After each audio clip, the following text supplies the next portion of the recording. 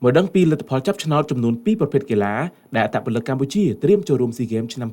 2025នៅរុស្ស៊ីថ្ងៃទី19ខែតុលាឆ្នាំ2025កន្លងទៅគណៈកម្មការរៀបចំកីឡាអាស៊ីអាគ្នេយ៍ប្រចាំតំបន់អាស៊ានស៊ីហ្គេមបានរៀបចំពិធីចាប់ឆ្នោតលើប្រភេទកីឡាបាល់ទះនិងបាល់ទាត់ក្នុងព្រឹត្តិការណ៍កីឡាអាស៊ីអាគ្នេយ៍លើកទី33ឆ្នាំ2025ដែលប្រទេសថៃទទួលរៀបចំធ្វើជាម្ចាស់ផ្ទះនៅចុងឆ្នាំ2025នេះជាលទ្ធផលនៃការចាប់ឆ្នោតឃើញថាទី1ប្រភេទកីឡាបាល់ទះវិញ្ញាសាផ្នែកបរិសុទ្ធក្នុងសាលពូល A មានក្រុមបាល់ទះជម្រើសជាតិថៃវៀតណាមសិង្ហបុរីនិងឡាវចំណែកពូល B គឺមានក្រុមបាល់ទះជម្រើសជាតិឥណ្ឌូនេស៊ីកម្ពុជាហ្វីលីពីននិងមីយ៉ាន់ម៉ាទី2ប្រភេទកីឡាបាល់ទាត់ចំពោះវិញ្ញាសាបាល់ទាត់ផ្នែកបរិសុទ្ធពូល A គឺមានក្រុមបាល់ទាត់ជម្រើសជាតិថៃកម្ពុជានិងទីមកខាងកើតពូល B មានក្រុមបាល់ទាត់ជម្រើសជាតិវៀតណាមម៉ាឡេស៊ីនិងឡាវពូល C មានក្រុមបាល់ទាត់ជម្រើសជាតិឥណ្ឌូនេស៊ីមីយ៉ាន់ម៉ាហ្វីលីពីននិងសិង្ហបុរីដែលឡែកវិញ្ញាសាបាល់ទាត់ផ្នែកនារីវិញឃើញថាពូល A មានក្រុមបាល់ទាត់ជម្រើសជាតិថៃកម្ពុជាសិង្ហបុរីនិងឥណ្ឌូនេស៊ីពូល B មានក្រុមជម្រើសជាតិវៀតណាមមីយ៉ាន់ម៉ាហ្វីលីពីននិងម៉ាឡេស៊ីគូបញ្ជាក់ថាព្រឹត្តិការណ៍នៃការប្រកួតកីឡាស៊ីហ្គេមត្រូវបានរៀបចំឡើងរៀងរាល់2ឆ្នាំម្ដងដោយឆ្នាំដំបូងគឺធ្វើឡើងនៅឆ្នាំ1959ខណៈកម្ពុជា